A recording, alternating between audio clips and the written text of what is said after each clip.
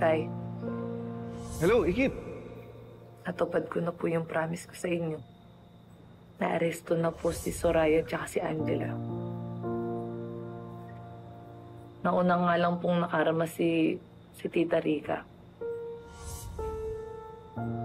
Pero at least, babayaran na ni Angela lahat ng pakikipagsabwatan niya kay Soraya at sa nanay niya.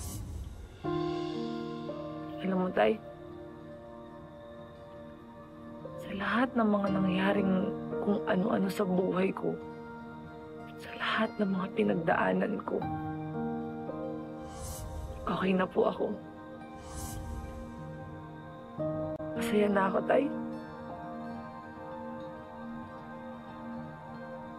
Kasi kahit papaano napagbigyan ko na ho yung gusto niyo. Kasi kahit papaano, nabigay ko na po yung hustisyang dapat po sa inyo. Pati yung pagkakabaril kay Ninong Badong.